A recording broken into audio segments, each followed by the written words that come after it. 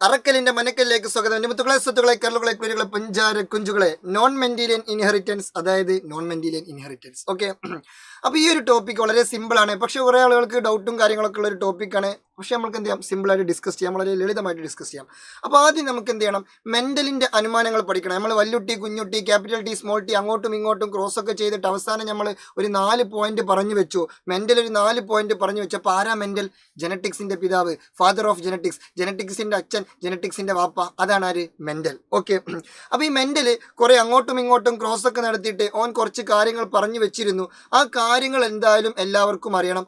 ആ കാര്യങ്ങൾ അറിഞ്ഞാലേ ഈ നോൺ മെന്റീരിയൻ ഇൻഹെറിറ്റൻസ് നമുക്ക് പഠിക്കാൻ സാധിക്കുകയുള്ളൂ. അപ്പോൾ ആ കാര്യങ്ങൾ വളരെ സിമ്പിളായിട്ട് ഞാൻ പറഞ്ഞുതരാം. ഇത് ഡീറ്റെയിൽ ആയിട്ടൊന്നുമില്ല, സിമ്പിളായിട്ട് വളരെ ലളിതമായിട്ട് പറഞ്ഞുതരാം. അയാൾ പറഞ്ഞ ഒന്നാമത്തെ പോയിന്റ്, ഒരു സ്വഭാവത്തെ നിയന്ത്രിക്കുന്നത്, ഒരു ട്രെയിറ്റിനെ കൺട്രോൾ ചെയ്യുന്നത് 2 ഫാക്ടേഴ്സ് ആണ്. ഉയരം എന്ന് പറയുന്ന, ഹൈറ്റ് എന്ന് പറയുന്ന ഒരു ക്യാരക്ടറിനെ കൺട്രോൾ ചെയ്യുന്നത് 2 ഫാക്ടേഴ്സ് ആണ്. ക്യാപിറ്റൽ ടിയും സ്മോൾ ടിയും, വല്യുട്ടിയും കുഞ്ഞുട്ടിയും. ഇവ രണ്ടാളാണ് ഉയരത്തിനെ കൺട്രോൾ ചെയ്യുന്നത്.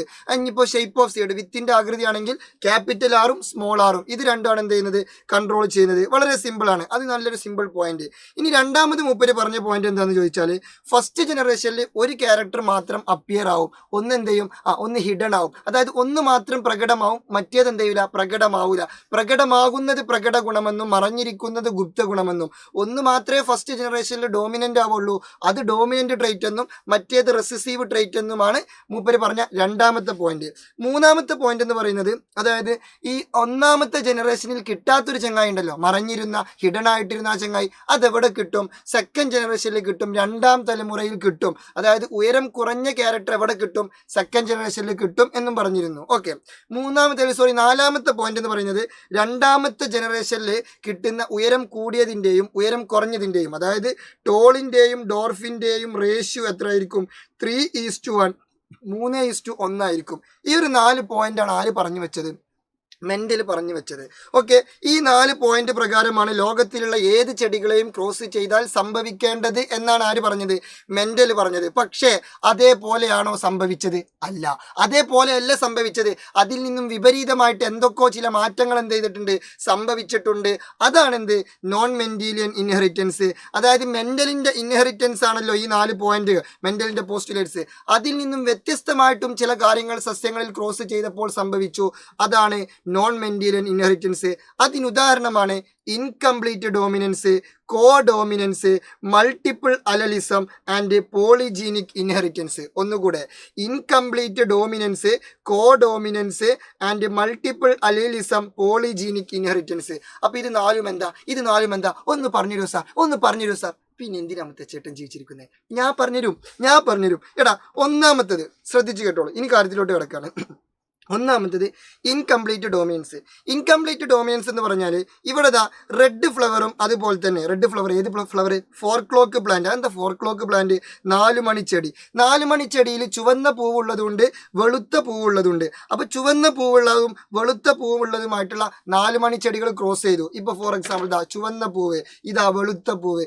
ഇത് തമ്മിൽ ക്രോസ് ചെയ്താൽ ഫസ്റ്റ് ജനറേഷനിൽ ഒന്നെങ്കിൽ ചുവപ്പാണ് കിട്ടുക, അല്ലെങ്കിൽ വെളുപ്പ് കിട്ടണം. ഓക്കെ, എന്നിട്ട് സെക്കൻഡ് ജനറേഷനിൽ എന്ത് കിട്ടണം? രണ്ടും കിട്ടണം, 3:1 റേഷ്യോയില്. അങ്ങനെയാണ് ആര് പറഞ്ഞത്? മെന്റൽ പറഞ്ഞത്. പക്ഷേ സംഭവിച്ചത് എന്താന്ന് ചോദിച്ചാൽ, ഈ ചുവപ്പും വെളുപ്പും ക്രോസ് ചെയ്തപ്പോൾ ഫസ്റ്റ് ജനറേഷനിൽ ചുവപ്പ് വന്നില്ല. പകരം വന്നത് പിങ്ക് കളർ. ഏത് കളർ? Pink colour. അതെങ്ങനെ സംഭവിച്ചു? അങ്ങനെ സംഭവിക്കാൻ പാടില്ലല്ലോ. അതെങ്ങനെ സംഭവിച്ചു എന്ന് ചോദിച്ചാൽ, അവിടെയുള്ള ഡോമിനന്റ് അലീൽ ഇപ്പൊ റെഡ് ഫ്ലവർ ആണെങ്കിൽ ആ റെഡ് ഫ്ലവറിന് cannot fully hide the allele of the recessive ട്രൈറ്റിനെ മൊത്തമായിട്ട് ഹൈഡ് ചെയ്യാൻ കഴിഞ്ഞില്ല. മൊത്തമായിട്ട് പ്രകട ഗുണത്തിന്റെ അലീലിനെ, ഗുപ്ത ഗുണത്തിന്റെ അലീലിനെ പൂർണ്ണമായും മറക്കാൻ സാധിച്ചില്ല. അതായത് ഉയരം കൂടിയതും ഉയരം കുറഞ്ഞതും ക്രോസ് ചെയ്യുമ്പോൾ നമുക്ക് എന്താ കിട്ടുക? ഉയരം കൂടിയതാ കിട്ടുക. ഉയരം കൂടിയതിന്റെ അലീൽ എന്ത് ചെയ്യുന്നു? ഉയരം കുറഞ്ഞതിന്റെ അലീലിന് എന്ത് ചെയ്യുന്നു? ഹിഡൻ ആക്കുന്നു, അല്ലെങ്കിൽ മറക്കുന്നു, അല്ലെങ്കിൽ എന്ത് ചെയ്യുന്നു? അതിനെ തള്ളിക്കളയുന്നു. ദാറ്റ് മീൻസ് ഞാൻ പറഞ്ഞിരുന്നല്ലോ, വലുതും ചെറുതും വന്നാൽ, വല്യുട്ടിയും കുഞ്ഞുട്ടിയും വന്നാൽ ആരെ പരിഗണിക്കണം? വലുതിനെ പരിഗണിക്കണം, ചെറുതിനെ അവഗണിക്കണം. അങ്ങനെയാണല്ലോ പൊതുവെ ഉണ്ടാവാറ്. പക്ഷെ ഇവിടെ ഈ റെഡും വൈറ്റും ക്രോസ് ചെയ്തപ്പോൾ ഈ റെഡ് ആയിട്ടുള്ള ഡോമിനന്റിന് വൈറ്റിനെ പൂർണ്ണമായിട്ടും മറക്കാൻ കഴിഞ്ഞില്ല, പാവം. എന്നിട്ട് എന്ത് ചെയ്യുന്നറിയോ? ഇതിന്റെ രണ്ടിന്റെയും മിക്സഡ് വെർഷൻ, അതായത് റെഡും വൈറ്റും മിക്സ് ചെയ്താൽ കിട്ടുന്ന കളറാണ് എന്ത്? പിങ്ക്. ഓക്കെ, അങ്ങനെ പിങ്ക് കിട്ടി. അതാണെന്ത് ഇൻകംപ്ലീറ്റ് ഡോമിനൻസ്. അപ്പൊ പരീക്ഷയ്ക്ക് ഇതിന്റെ ഉദാഹരണം ചോദിച്ചാൽ ചുവന്ന പൂവുള്ള 4 മണിച്ചെടിയെ വെള്ളപ്പൂവുള്ള 4 മണിച്ചെടിയുമായി ക്രോസിംഗ് നടത്തിയപ്പോൾ നമുക്ക് എന്ത് കിട്ടി? Will have pink flowers, pink ഫ്ലവറുകൾ കിട്ടി. ഇതാണ് ഇൻകംപ്ലീറ്റ് ഡോമിനൻസ്. കംപ്ലീറ്റ് ഡോമിനൻസ് ചെയ്യാൻ കഴിഞ്ഞില്ല. കംപ്ലീറ്റ് പൂർണ്ണമായിട്ട് ഡോമിനേറ്റ് ചെയ്യാൻ കഴിഞ്ഞില്ല. ഡോമിനൻ്റ് അലീൽ കനോട്ട് ഫുള്ളി ഹൈഡ് ചെയ്യാൻ അല്ലെങ്കിൽ ഫുള്ളി ഡോമിനേറ്റ് ചെയ്യാൻ കഴിഞ്ഞില്ല. അപ്പോൾ ഹാഫായിട്ട് ഡോമിനേറ്റ് ചെയ്തു. അതുകൊണ്ട് ചുവപ്പിൻ്റെയും വെളുപ്പിൻ്റെയും മിക്സഡ് വേർഷൻ ആയിട്ടുള്ള എന്ത് കിട്ടി? പിങ്ക് കിട്ടി. ഇതാണ് ഇൻകംപ്ലീറ്റ് ഡോമിനൻസ്. അപ്പോൾ എന്തുകൊണ്ട് ഇതിങ്ങനെ കിട്ടിയെന്ന് ചോദിച്ചാൽ dominant allele cannot fully hide the allele of recessive trait. Dominant അലീലിന് റെസിസീവ് അലീലിനെ ഫുള്ളായിട്ട് ഹൈഡ് ചെയ്യാൻ മറക്കാൻ കഴിഞ്ഞില്ല. ഓക്കെ അല്ലേ? അപ്പോൾ അത് കഴിഞ്ഞു. ഇനി അടുത്തത് കോ ഡോമിനൻസ്. എന്താണ് കോ ഡോമിനൻസ്? കോ വർക്കേഴ്സ്, കോ പാർട്ട്നേഴ്സ് എന്നൊക്കെ പറഞ്ഞാൽ എന്താ? രണ്ടാളും ഒരുമിച്ച്. അപ്പോൾ അതന്നെ സംഭവം. എന്താ സംഭവം? എടാ ഇവിടെ roan coat pattern. Roan coat pattern അതെന്താ സാധനം? ഇതാ ഈ പശുവിനെ കണ്ടോ? ഈ പശുവിന്റെ ബോഡിയിൽ വെള്ളയുണ്ട്, പിന്നെ ഒരു ബ്രൗൺ കളറുള്ള സംഭവം ഉണ്ട്. ഓക്കെ, അതായത് 2 കളർ ഉണ്ട്. ഓക്കെ, അപ്പൊ ഇത്തരത്തിലുള്ള പശുവിന്റെ ഈ ഒരു ബോഡി പാറ്റേണിനെ നമ്മൾ വിളിക്കുന്ന പേരാണ് റോൺ കോട്ട് പാറ്റേൺ. എന്താ പറയാ? Roan coat pattern. എന്താ ചില കന്നുകാലികളിലും കുതിരകളിലും കാണുന്ന റോൺ കോട്ടാണ് എന്തിനുദാഹരണം? കോ ഡോമിനൻസിന് ഉദാഹരണം. എന്തിനുദാഹരണം? കോ ഡോമിനൻസിന് ഉദാഹരണം. അതായത് രണ്ടും കാണപ്പെടും. ഇതാ ഈ കളറും കാണപ്പെടും, ഈ കളറും കാണപ്പെടും. എന്ന് വെച്ചാൽ both alleles exhibit their traits at the same ടൈമിൽ ഒരേ സമയത്തിൽ 2 അലീലിന്റെ ഗുണവും അവിടെ കാണപ്പെടും. ബോത്ത് അലീൽസ് എക്സിബിറ്റ്, 2 അലീലും എക്സിബിറ്റ് ചെയ്യുന്നു ദെയർ ട്രേറ്റ്സ്, അവരുടെ ഗുണങ്ങൾ, അവരുടെ സ്വഭാവങ്ങൾ അറ്റ് ദ സെയിം ടൈം. ഒരേ സമയം 2 അലീലുകളും അവരുടെ ലക്ഷണങ്ങൾ എന്ത് ചെയ്യുന്നു? പ്രകടമാക്കുന്നു. അതാണ് എന്ത്? കോ ഡോമിനൻസ്. അതാണ് കോ ഡോമിനൻസ് മീൻസ് കോ വർക്കേഴ്സ്, കോ പാർട്ട്നേഴ്സ്, ഒരുമിച്ച് 2 ആൾതും കാണപ്പെടും. അപ്പോൾ എന്താണ്? അത്തരത്തിലുള്ള ഉദാഹരണമാണ് ചില കന്നുകാലികളിലും കുതിരകളിലും കാണുന്ന റോൺ കോട്ട്. പരീക്ഷയ്ക്ക് ഏറ്റവും വലിയ രസം എന്താണെന്ന് ചോദിച്ചാൽ, ഇത് കഴിഞ്ഞ വർഷം +1 +2 ഉള്ള ടോപ്പിക് ആട്ടോ. അപ്പോൾ ചില കുട്ടികൾ എഴുതി വെക്കുന്ന പ്രശ്നം എന്താണെന്ന് വെച്ചാൽ കന്നുകാലികളിലും കുതിരകളിലും കാണുന്ന ബ്രൗണും വെളുപ്പും നിറഞ്ഞിട്ടുള്ള നിറം എന്നൊക്കെ പറയും. ബ്രൗണും വെളുപ്പും സംഭവം ശരിയാണ്, ബ്രൗണും വെളുപ്പൊക്കെ തന്നെയാണ്. എന്നിട്ട് അത് രണ്ടും മിക്സ് ചെയ്തിട്ടുള്ള സാധനം അങ്ങനെയൊക്കെ പറഞ്ഞ് എഴുതി വെക്കും. അങ്ങനെ എഴുതി വെക്കരുത്. നിങ്ങൾ എഴുതേണ്ട എങ്ങനെയെന്ന് ചോദിച്ചാൽ ചില കന്നുകാലികളിലും കുതിരകളിലും കാറ്റിൽസിലും അതുപോലെ തന്നെ ഹോഴ്സസിലൊക്കെ കാണപ്പെടുന്ന റോൺ കോട്ട് പാറ്റേൺ. ഈ പാറ്റേൺ ഒരു പേരുണ്ട്. ഇതിനെ വിളിക്കുന്ന പേരാണ് റോൺ കോട്ട്. ഇവിടെ പോയി അതാ റോൺ കോട്ട്. അങ്ങനെ തന്നെ വിളിക്കണം, റോൺ കോട്ട് പാറ്റേൺ. അത് കൃത്യമായിട്ട് ഓർത്ത് വെക്കണം. ഓക്കെ, അപ്പോൾ അത് കഴിഞ്ഞു. ഇനി അടുത്തത് മൾട്ടിപ്പിൾ അലീലിസം. എന്താണ് മൾട്ടിപ്പിൾ അലീലിസം? ഇത് വളരെ സിമ്പിളാണ്. ഇപ്പോൾ ഫോർ എക്സാമ്പിൾ ഉയരം എന്ന് പറയുന്ന ഒരു സ്വഭാവം, ഉയരം, ഹൈറ്റ്. ഈ ഹൈറ്റിനെ കൺട്രോൾ ചെയ്യാൻ ആരുണ്ട്? വല്യുട്ടിയുമുണ്ട്, കുഞ്ഞുട്ടിയുമുണ്ട്, ക്യാപിറ്റൽ ടി ഉണ്ട്, സ്മോൾ ടി ഉണ്ട്. അതായത് 2 അലീലുണ്ട്. ഇനി ഷേപ്പ് ഓഫ് സീഡ്, വിത്തിന്റെ ആകൃതിയാണെങ്കിൽ ക്യാപിറ്റൽ ആർ ഉണ്ടാവും, സ്മോൾ ആർ ഉണ്ടാവും. അതായത് 2 അലീലുണ്ട് എന്നർത്ഥം. ഓക്കെ, അങ്ങനെ എല്ലാ ക്യാരക്ടറിനും എത്ര അലീലുണ്ടാവും? 2 അലീലുണ്ടാവും. ഇതാണല്ലോ ആര് പറഞ്ഞത്?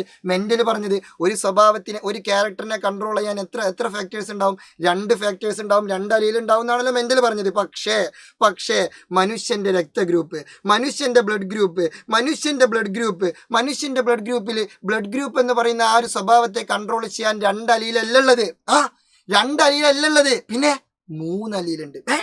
ഉണ്ടോ? ഉണ്ട്, സത്യം. Okay, the gene that determines blood group in human beings has more than 2 allele. 2 കൂടുതൽ അലീലുണ്ട്, 3 അലീൽസ്. ഏതൊക്കെയാണ് അലീൽ? അത് പഠിച്ചു വെക്കണം. അതെ, അങ്ങനെ അതാ എൻ്റെ പേരാണത്. ഓക്കെ, IB, പിന്നെ small letter IB small letter I. ഇതാണ് ആ 3 അലീലുകൾ.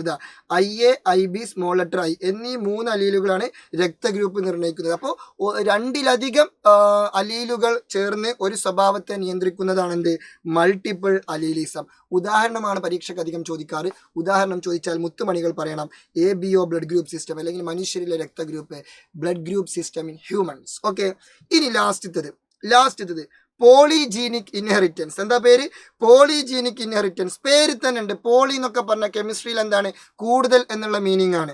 അപ്പോൾ പോളിജീനിക്, ജീൻ എന്ന് പറഞ്ഞാൽ എന്താണ്? ജീൻ തന്നെ. ഓക്കെ, നോർമലി ഒരു സ്വഭാവത്തിനെ കൺട്രോൾ ചെയ്യുന്നത് ആരാണ്? ജീനാണ്. ഓക്കെ, ഇപ്പോൾ ഒരു സ്വഭാവത്തിനെ കൺട്രോൾ, ഇപ്പോൾ ഹൈറ്റിനെ കൺട്രോൾ ചെയ്യാൻ ഒരു ജീൻ ഉണ്ടാവും, ബുദ്ധി കൺട്രോൾ ചെയ്യാൻ ഒരു ജീൻ ഉണ്ടാവും, നമ്മളെ ഫേസ് ഷേപ്പ് കൺട്രോൾ ചെയ്യാൻ ഒരു ജീൻ ഉണ്ടാവും, ഫേസിന്റെ നിറം കൺട്രോൾ ചെയ്യാൻ ഒരു ജീൻ ഉണ്ടാവും. അങ്ങനെ ഓരോന്നിനും ഓരോ ജീനുകളുണ്ട്. പൊതുവെ ഒരു സ്വഭാവം കൺട്രോൾ ചെയ്യാൻ എത്ര ജീൻ ഉണ്ടാവുക?